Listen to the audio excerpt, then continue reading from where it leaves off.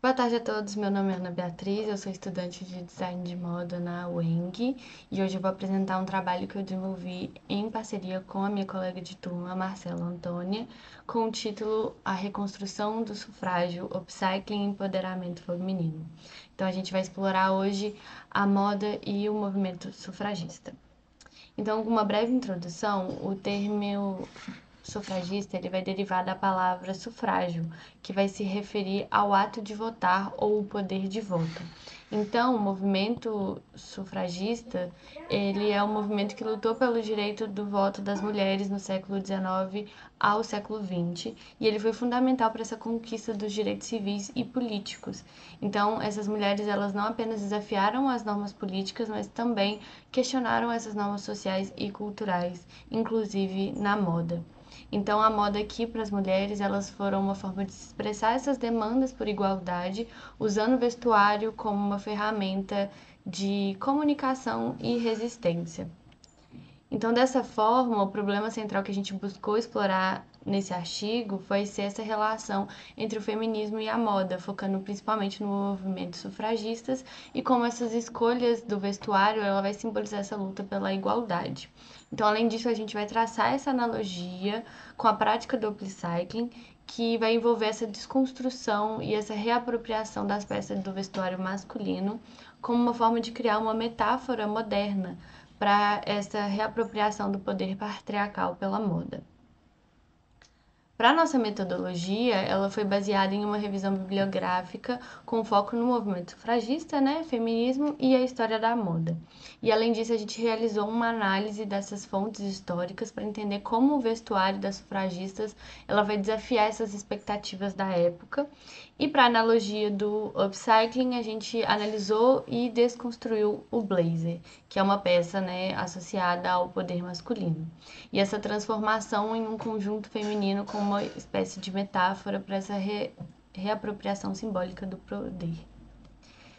Para nossa fundamentação teórica, a gente se apoiou muito nos autores como Abreu 2022, a Crane e o Souza, no qual esses autores eles analisam muito a moda, o feminismo e até mesmo movimentos sociais, e dessa forma a gente conseguiu entender que a moda aqui ela vai refletir essa dinâmica entre o poder e a identidade cultural. E que para as sufragistas ela se tornou um meio de resistência. Então elas utilizavam essas roupas para se distanciar do estereótipo feminino da época e para afirmar suas demandas por direito e igualdade. Então é importante a gente notar que a relação entre a moda e a luta política, ela continua sendo uma ferramenta poderosa de empoderamento. Então, analisando agora um pouco sobre como a moda ela foi uma forma de resistência no movimento sufragistas, a gente vai ter que voltar um pouco e entender que desde as primeiras civilizações, a sociedade ela foi moldada por esse sistema patriarcal, onde o controle exercido pelo pai ela vai dar essa origem a essa estrutura familiar da época, né? Então, nesse núcleo que a gente está pensando, a figura paterna que ela vai ter um poder de decisão nessas questões morais, políticas e de liderança. Então, com atribuições exclusivas aos homens. E a mulher, por sua vez, ela vai ocupar um papel doméstico e reprodutor, e com a única ambição vai ser voltada ao casamento e ao serviço, ao marido e à casa, sem direitos na sociedade. Então essa mudança para esse cenário, ela começa a surgir com os grandes centros urbanos e também as fábricas, que levavam essa mulher da classe média e operária a ocupar esses cargos antes destinados aos homens, e especialmente para o sustento próprio ou familiar. Então essa nova realidade, ela começa a impulsionar os movimentos feministas que defendiam essa igualdade entre os sexos conforme a época. E esse movimento, ele desafiou as normas sociais e políticas profundamente enraizados e ela influenciou também os aspectos culturais e estéticos, como eu havia falado anteriormente. Então, nesse contexto aqui, a moda ela não vai se limitar a ser um reflexo da sociedade da época, mas ela vai se tornar esse meio de comunicação. É aí que a gente começa a ver as mulheres lutando e utilizando símbolos e cores das suas peças para lutar pelos seus direitos. Então, as sufragistas, elas utilizavam esse vestuário como uma forma de expressar as suas demandas por igualdade e elas adotavam essas peças para simbolizar a sua luta por autonomia e rompimento dos padrões estabelecidos.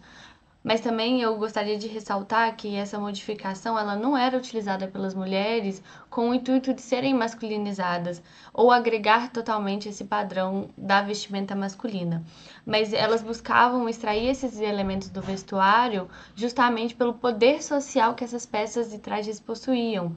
Então, visto que muitas delas eram, né, exclusivas e estritamente usadas somente por homens.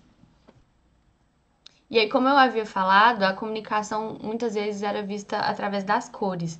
Elas desempenharam um papel crucial no movimento, que funcionava como esse símbolo de identidade e pertencimento. Então, aqui a gente consegue encontrar as 3 cores principais, que foram o branco, o roxo e o verde. E eles foram amplamente usados, cada um com o seu significado. Então, o branco aqui, ele vai significar a pureza, a visibilidade das manifestações, e o roxo ele vai trazer a dignidade, liberdade. Para o verde, já ele vai representar essa esperança. Então, essas cores elas vão aparecer em faixas, broches e até itens do cotidiano, assim, com o intuito de reforçar esse pertencimento ao grupo e em toda qualquer objeto que fizesse referência ao movimento sufragista do início do século XX. Então, os trajes e os ornamentos utilizados por essas militantes, elas acabavam por se tornar uma das principais ferramentas de comunicação da ideia desse movimento. Então, dessa maneira aqui, a gente consegue entender como a indumentária do movimento sufragistas do século XX, ela vai agregar não somente nas questões visuais, mas também elas estavam ligadas aos símbolos e às metáforas pregadas por esse movimento, onde o vestuário ele passou a ser um vínculo propagador das ideias e das mulheres. E a partir disso foi onde a gente teve essa ideia de criar esse simbolismo da desconstrução de uma peça masculina. Então, o escolhido foi o blazer. E para iniciar essa desconstrução, a gente conseguiu primeiro fazer uma análise da sua forma e da sua estrutura. Então, historicamente, o blazer aqui ele simboliza não apenas o vestuário masculino, como eu tinha dito antes, mas também essa linguagem visual que reforçava essa hierarquia social de gênero. Então, ao escolher essa peça, o nosso objetivo aqui foi reverter o seu significado original, desafiar essa nociva associação entre vestuário e poder. Então, o processo aqui do upcycling ele vai implicar não apenas nessa modificação estética, mas também nesse reflexo sobre o papel social da moda na construção da identidade feminina. E aqui eu vou trazer um pouco do nosso processo, de como foi. A gente primeiro fez uma análise, né, do blazer e como a gente conseguiria extrair um modelo feminino a partir disso. Nós fomos em brechó, encontramos um modelo e a gente quis ainda continuar trazendo essa ideia do blazer, mas porém um tamanho menor, trazendo ele como um cropped. E um dos principais motivos foi também trazer a mini saia, já que ela também foi um símbolo importante, né, mais para frente na história da moda feminina.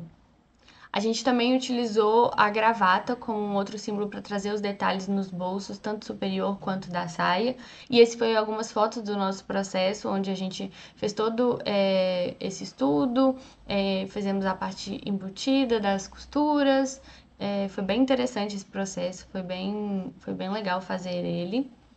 Esse foi o nosso resultado. A gente conseguiu extrair o que a gente estava procurando, né? Essa peça mais feminina o possível, até mesmo trazendo essas partes onde mostra bastante a pele.